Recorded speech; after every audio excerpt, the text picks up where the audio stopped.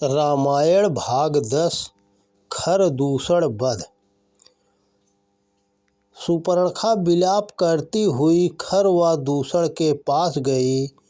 उनसे बोली, भाई तुम्हारे बल को धिक्कार है।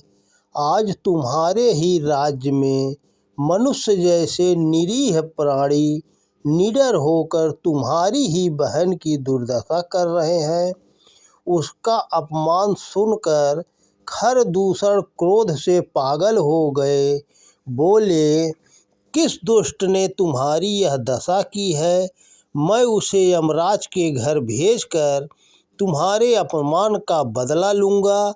वह देव, दानव, राक्षस, यक्ष, मनुष्य कोई भी हो, मैं अपनी तलवार से काटकर उसके टुकड़े टुकड़े कर दूँगा।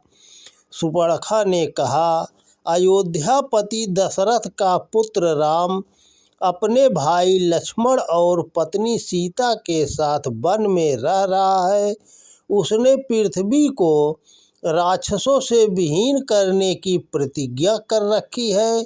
उसके भाई लक्ष्मण ने मेरी यह दुर्दशा की है। तुम दोनों उन शत्रुओं को तत्काल मार डालो।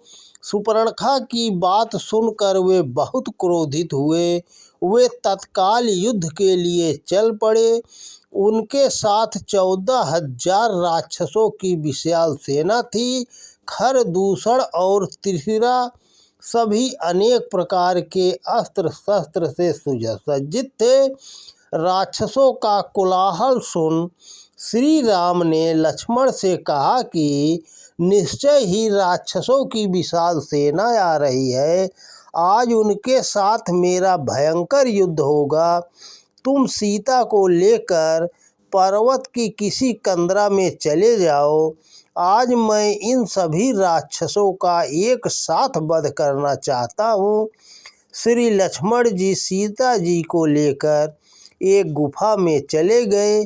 फिर श्री रामचंद्र जी धनुष तथा 2 अक्षय बाण वाले तरकस बांधकर युद्ध के लिए तैयार हो गए। उसी समय राक्षसों की सेना उनके ऊपर नाना प्रकार के अस्त्र शस्त्रों की वर्षा करने लगी। श्री राम ने उनके अस्त्र शस्त्रों को काट डाला। फिर सहस्त्रों बाणों से उन सभी राक्षसों को मारकर खरदूषण व त्रिशिरा का भी वध कर दिया। श्री लक्ष्मण जी सीता जी के साथ गुफा से बाहर आए।